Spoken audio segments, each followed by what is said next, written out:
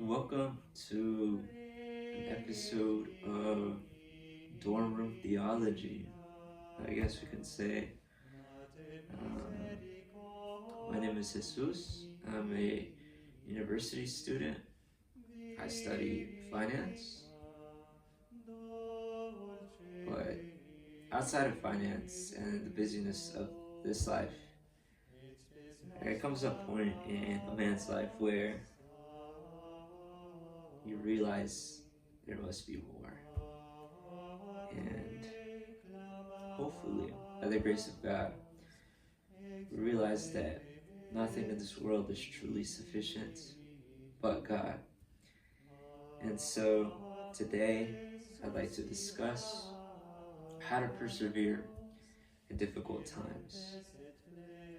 I spent the past couple of months, 6 months now, so give or take, um, really looking at the interior of my being and figuring out who I am and what it is that I truly desire in this life.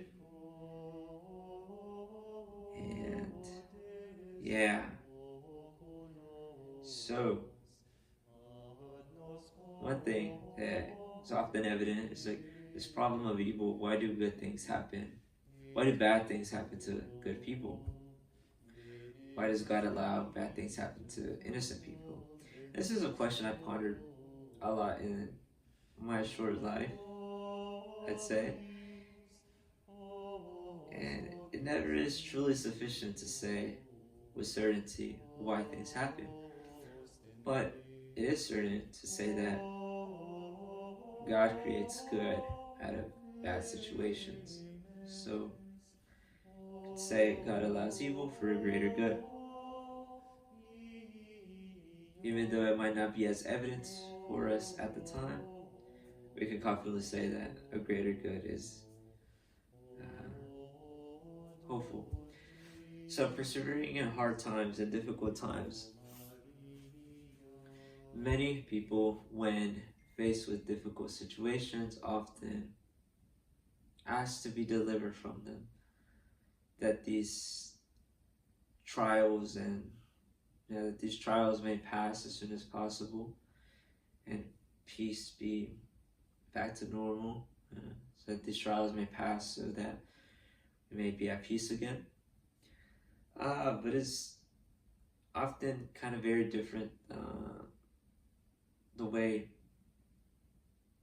people in the faith have gone about these.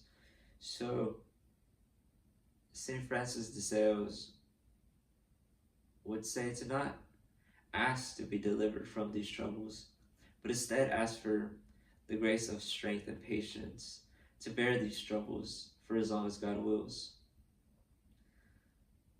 As suffering unites us more with Christ, and suffering betters us. So it's very interesting that oftentimes when we think about these troubles and trials in our life, to ask for strength and patience to bear them for as long as God wills. And we must do this as well, not for the desire of the greater good or a fortunate outcome, but actually simply for the love of God. We must not desire worldly things or certain outcomes. We must only desire not to offend God and to love Him totally. I think one thing that always stands out for me is when St. Thomas Aquinas responds to the Lord, or the Lord asked him, Thomas, you've written well of me. What shall you want as your reward? And he says, nothing but you, O Lord. In a similar fashion, it is fitting to take that into our personal lives, according to our own state of life, and desire nothing but God in everything we do, and say, amen, so be it, whether good or bad, persevere in the trials and continue, and certainly will be rewarded well. There's one advice to give many people in this current situation of time, it would definitely be that. Yeah, to ask for strength and patience to bear these hard trials for as long as God wills. And in all that we do, think of Him often, so that God may be our end in all that we do, whether prayer, work, study. That'd be it. So, thank you for joining me on this quick chat on dorm room theology. This is a small project I want to start doing more of as part of my studies and just daily life. I think it's fitting to